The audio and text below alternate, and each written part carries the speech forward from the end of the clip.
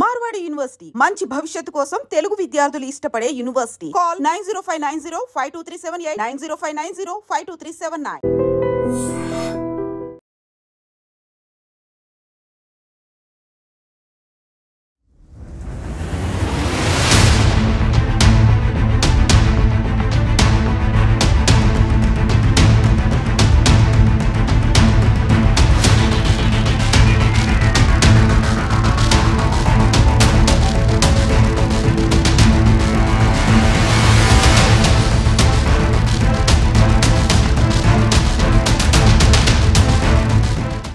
నల్గొండలో కలకలం రేపిన colour lab owner హత్య కేసును పోలీసులు చాకచక్యంగా ఛేదించారు.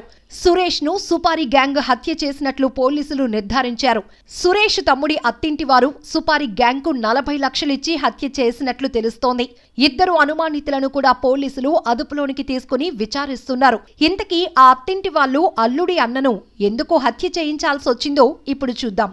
నకిరేకల్ పట్టణానికి చెందిన గద్దపాటి సురేష్ అనే వ్యక్తికి నకిరేకల్, చిట్యాల, నల్గొండలో కలర్ ల్యాబ్లున్నాయి. స్వతహాగా మంచి పేరున్న సురేష్ దగ్గర దాదాపు 30 మంది వర్కర్లున్నారు.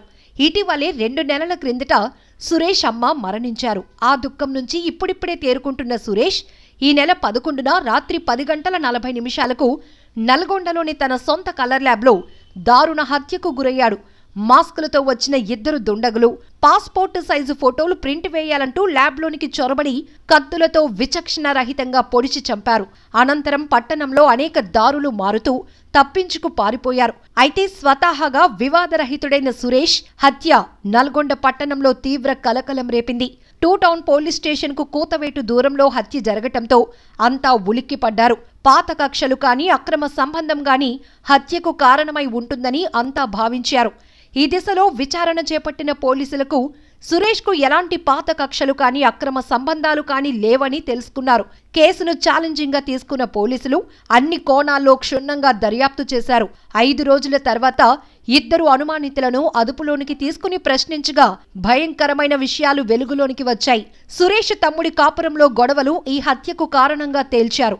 హైదరాబాద్ లో సాఫ్ట్వేర్ ఇంజనీర్ గా పనిచేసే సురేష్ తమ్ముడికి మహబూబ్ నగర్ కు చెందిన ఓ డాక్టర్తో వివాహం కాగా మనస్పర్ధల వల్ల ఇద్దరూ విడిపోయారు. విడాకుల సమయంలో సురేష్ తమ్ముడికి బాసటగా నిలవటమే కాకుండా మరో పెళ్లి దగ్గరుండి చేయించటంతో తమ్ముడి మొదటి భార్య కుటుంబ సభ్యులు సురేష్ పై కక్ష పెంచుకున్నారు. విడాకుల సమయంలోనే నీ అంతు చూస్తామని హెచ్చరించిన మరదలు తండ్రి అన్నంత పని చేశాడు. సుపారి గ్యాంగ్ కి 40 లక్షల రూపాయలిచ్చి సురేష్ ను అంతమొందించాడు. పోలీస్ డిపార్ట్మెంట్ లో పనిచేసి రిటైర్ అయిన అమ్మాయి తండ్రి ఈ కేసులో కీలకంగా వ్యవహరించినట్లు తెలుస్తోంది.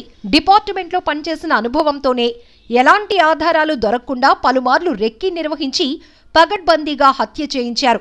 సాంకేతిక ఆధారంగా నల్గొండ పోలీసులు కేసు ఛేదించారు. ఏదేమైనా తమ్ముడి మామ పగ అన్నను బలి తీసుకుంది.